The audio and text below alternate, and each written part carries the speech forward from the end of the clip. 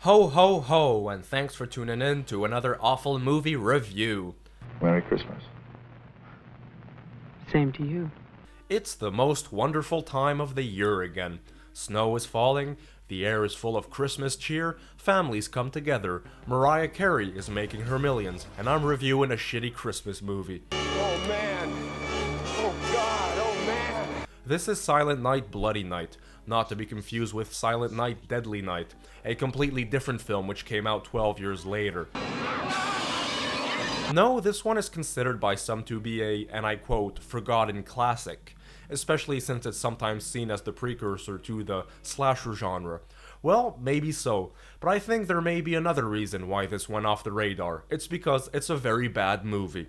It's a totally nonsensical horror story with a bunch of cockamamie plot twists that made this one of the most confusing experiences I've had the displeasure of sitting through. Humanity. No. Inhumanity. What the hell is that, huh? But just before we get going, if there's a bad movie you'd like me to review, leave me a comment down below. Don't forget to like this video, subscribe, hit that notification bell, and let me know your thoughts and feelings on Silent Night, Bloody Night. Well, you've convinced me. Thank you. Alright, so, in this Christmas stinker, we follow the grandson of Wilfred Butler, who wants to sell his grandfather's house, which was also used as a psych ward during the 1930s. His lawyer pulls up in town, with his foreign mistress. After making a deal on the house with the townsfolk, they decide to stay at the Butler house he just sold for the night, which is a pretty weird decision if you ask me.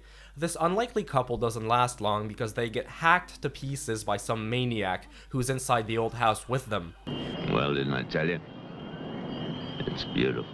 That's when a mind-boggling, brain-melting, and endless plot of people chasing after each other ensues to find out what's happened to these people. Come on. No more side trips. This is all the movie does. It never gets to the point. It takes the guy almost an hour for him to say this. James Patterson plays Jeffrey Butler, the grandson of Wilfred Butler, in his final film role before sadly succumbing to cancer. And seriously, this does not do him justice. The movie made him act like some emotionless weirdo for the whole time to arouse suspicion that he may be the killer, but he's not. Would you like to see my maniac card from the asylum? They give you one when you escape. Which is why we get a scene where Jeffrey just bumped off a guy and doesn't even blink. Hilarious. But he's just trying to find out what's happening in these parts. His car was there, so I borrowed it. You mean you stole a car? Yeah. Keeping it warm. Sure, just break into someone else's car and drive away with it. I'm sure they won't mind. It kills me how the lady was supposed to have dinner with her father, the mayor, but decides to go on a scavenger hunt instead, with some complete creepy stranger she doesn't know, especially since she was just holding a gun at him a few scenes back. Silent Night, Bloody Night actually has a couple perks. It's so stupid to lie. I like the POV shots of the serial killer inside the house. The interior also looks pretty bone-chilling. I wished more of the flick was shot indoors. But if we leave out the little bit of atmosphere, this horror film is a complete flop.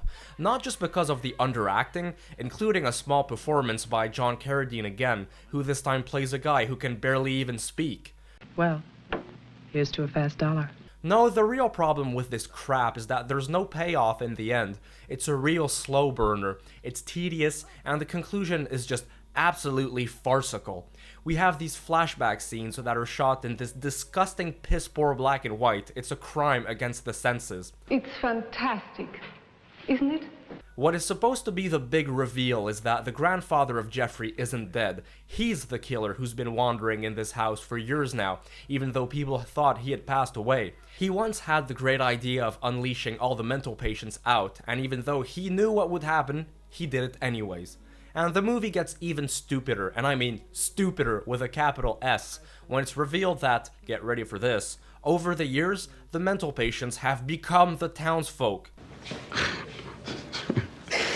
Really? You have got to be kidding me. There's no way these people could ever blend into normal society for a split second without being caught. So you're telling me they've been running an entire town perfectly for the last 37 years? Ludicrous. Overall, I got basically no pleasure from watching this. It's perplexing, it's badly put together, and it makes me wonder, what was the point of this even being made? What an awful movie.